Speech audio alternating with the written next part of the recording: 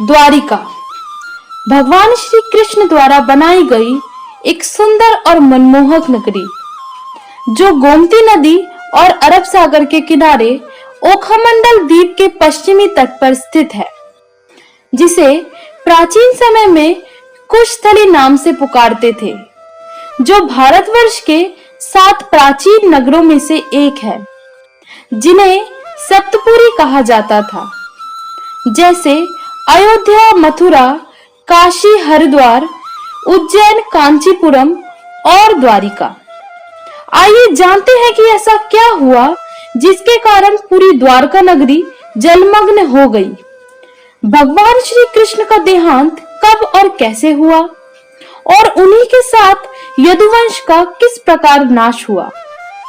तो इन्हीं सब प्रश्नों का उत्तर लेकर मैं इंद्रानी फिर आ गई हूँ आपके सामने मोक्ष द्वार पर एक और नया इंफॉर्मेटिव वीडियो लेकर।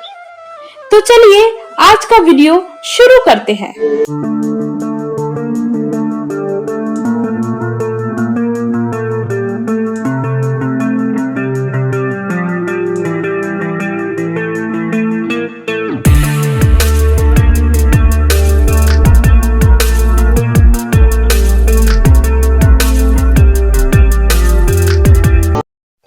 द्वापर युग में भगवान श्री कृष्ण ने मथुरा वृंदावन को छोड़ने के बाद अपने परिजन और भाई बलराम को साथ लेकर समुद्र के बीच में एक सुंदर नगरी का निर्माण किया।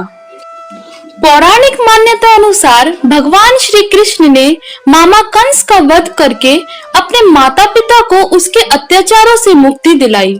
इस घटना के बाद कंस का परम मित्र जरासंध प्रतिशोध लेने के लिए बार बार मथुरा नगरी पर आक्रमण कर रहा था और इसी कारण यदुवंशियों की रक्षा के लिए भगवान श्री कृष्ण ने विश्वकर्मा जी से समुद्र के बीच एक आकर्षक नगरी का निर्माण करवाया, जिसे आज हम द्वारका के नाम से जानते हैं।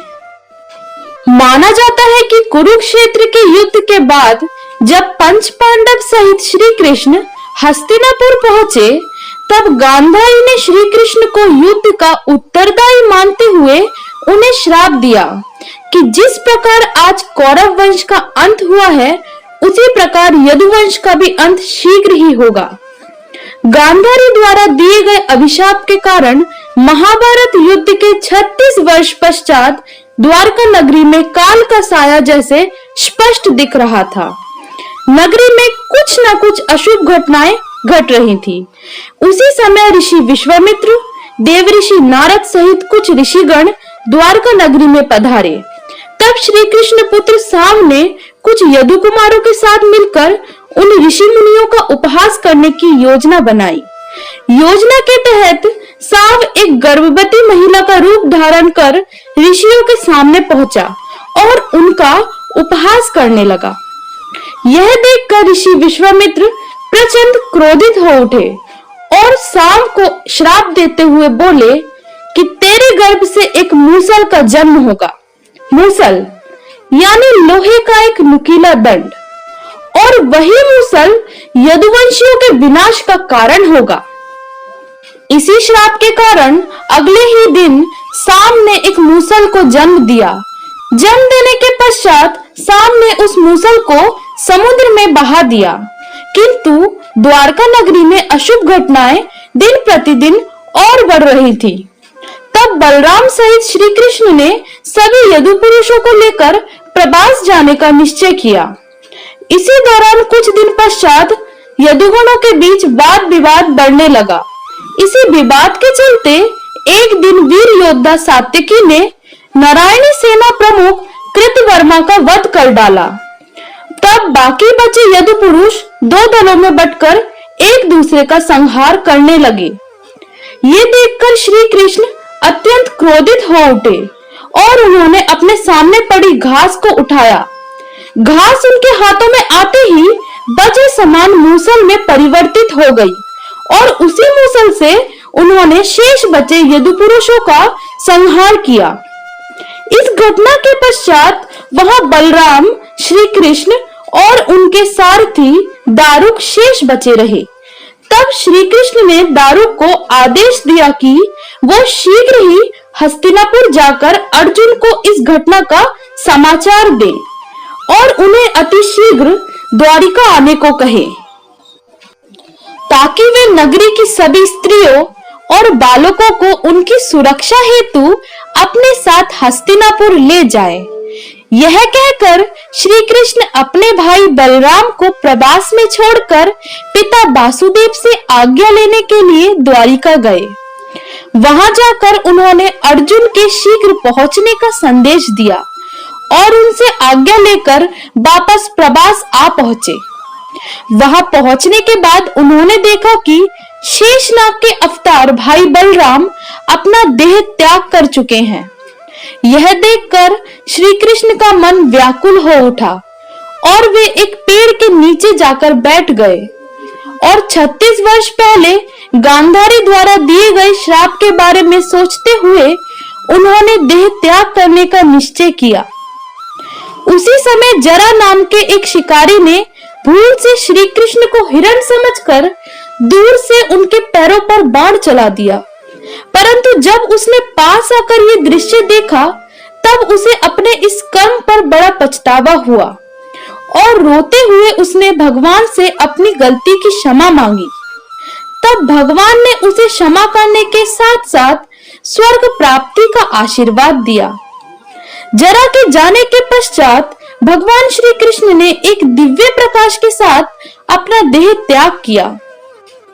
अपने पुत्रों का देह त्यागने का समाचार सुनकर वासुदेव ने भी अपने प्राण त्याग कर दिए और उधर अर्जुन ने द्वारका पहुंचकर सभी यादव वीरों और मामा वासुदेव का अंतिम संस्कार किया और श्री कृष्ण की आज्ञा अनुसार शेष बचे सभी नगरवासियों को अपने साथ हस्तिनापुर ले गए। और कुछ ही दिनों में समुद्र का जल स्तर बढ़ने के कारण पूरी द्वारका नगरी जल में विलीन हो गई।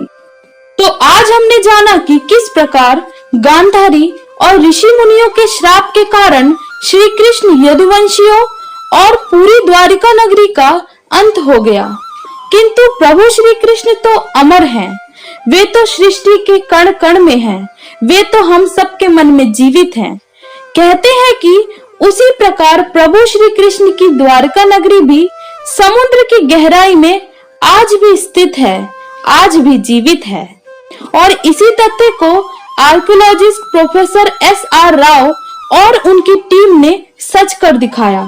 उन्होंने सन 1978 में समुद्र की गहराई में 560 मीटर लंबी दीवार की खोज की और साथ ही उन्हें वहां से उस समय के कुछ बर्तन भी मिले जो लगभग 1528 ईसा पूर्व के हैं। 2005 से 2007 तक की खोज के दौरान भारतीय नौसेना और आर्कियोलॉजी डिपार्टमेंट को समुद्र तल से लगभग 200 सैंपल मिले, जिसमें बड़े बड़े पत्थर, स्तंभ, भवनों के टुकड़े, धातुओं की मूर्तियां और भी ऐसे प्रमाण मिले जिससे पता चलता है कि ये किसी विशाल साम्राज्य के हैं। इस मंदिर का निर्माण प्रभु श्री कृष्ण के परपोते वज्रभान ने लगभग 2500 वर्ष पहले किया था। इस मंदिर के 2 द्वार हैं, पहला मोक्ष द्वार और दूसरा स्वर्ग द्वार है। स्वर्ग द्वार मंदिर का प्रवेश द्वार है। 7 मंजिला ये मंदिर भारत के कुछ सुंदर मंदिरों में से एक है।